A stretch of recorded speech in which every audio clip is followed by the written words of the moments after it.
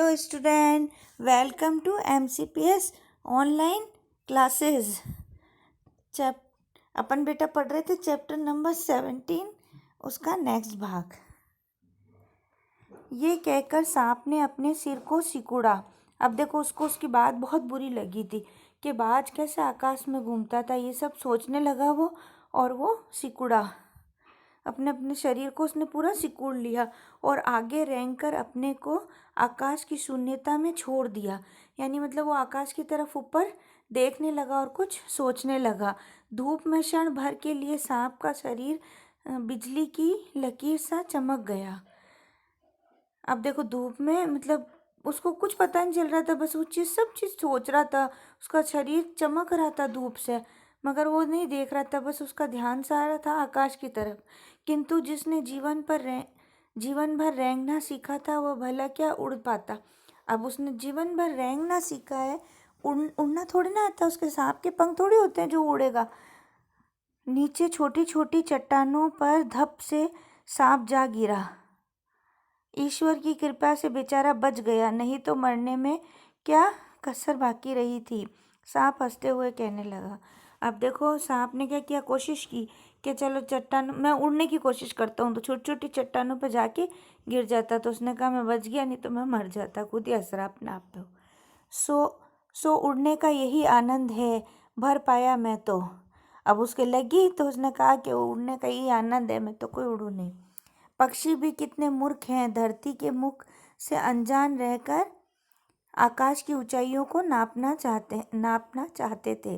और कह रहा है कितने बेवकूफ़ हैं ये पक्षी, जो ये धरती छोड़ के अनजान बने रहना चाहते हैं और आकाश की ऊंचाइयों को नापना चाहते हैं।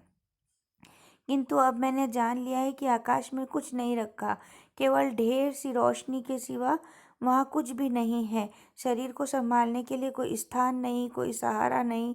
फिर वे पक्षी किस बूते पर इतनी डींगे हाँकते हैं। अब ये कह रहा है पक्षी किस हिसाब से ना आकाश को अच्छा मानते हैं और डींगे हाँकते हैं। आकाश में तो कुछ है ही नहीं रोशनी के अलावा, संभाल तो सकते नहीं अपने धड़ को। किस लिए धरती के प्राणियों को इतना छोटा समझते हैं।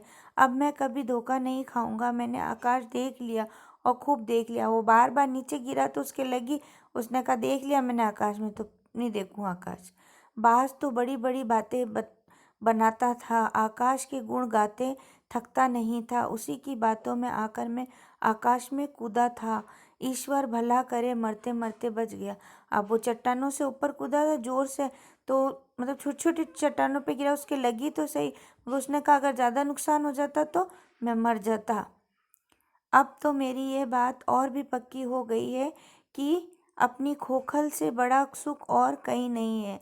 धरती पर रेंग लेता हूँ, मेरे लिए यह बहुत कुछ है। मुझे आकाश की स्वच्छंदता से क्या लेना देना। ना वहाँ छत है, ना दीवारें हैं, ना रेंगने के लिए ज़मीन है। अब ये तो ज़मीन पे रेंगता है, तो अब इसको कहाँ अच्छा लगेगा आकाश। कैसे रेंगेगा, ज़मीन थोड़ी ऊपर जो रेंगेगा, हवा में थोड़ी रेंगता है कोई। मेरा तो सिर चकराने लगता है, दिल काँप काँप जाता है। अपने प्राणों को खतरे में डालना कहाँ की चतुराई है। सांप सोचने लगा कि बाज अभागा था, जिसने आकाश की आज़ादी को प्राप्त करने में अपने प्राणों की बाजी लगा दी। अब ये कह रहा है कि बेवकूफ़ था वो बाज, जो उड़ उड़ के मतलब अपनी ज़िंदगी ख़त्म कर ली उसने।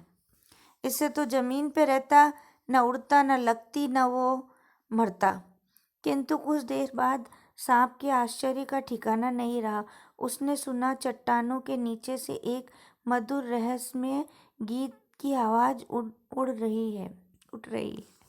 पहले उसे अपने कानों पर विश्वास नहीं हुआ, किंतु कुछ देर बाद गीत के स्वर अधिक साफ सुनाई देने लगे। अब देखो, चट्टानों के नीचे से एक मतलब बहुत मधुर सी मीठी सी गाने की आवाज़ आ रही थी। किंतु कुछ देर बाद गीत के स्वर अधिक साफ सुनाई देने लगे। वह अपनी गुफा से बाहर आया और चट्टान के नीचे झांकने लगा। सूरज की सुनहरी किरणों में समुद्र का नीला जल झिलमिला रहा था।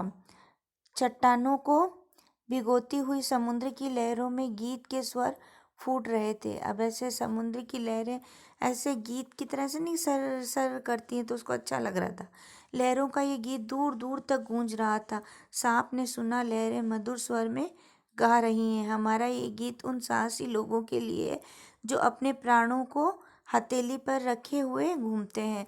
अब उसको ऐसा लगा जैसे लहरें ये गाना गा रही हैं कि मतलब जो अपने प्राणों को हथेली पे रखते हैं उनके लिए हमारा ये गीत है। चतुर वही है जो प्राणों की बाजी लगाकर जिंदगी के हर खतरे का बहादुरी से सामना करे। यानी हार मान के एक तरफ ना बैठे, मतलब हर चीज़ से लड़े और जिंदगी के हर खतरे को बहादुरी से लड़े।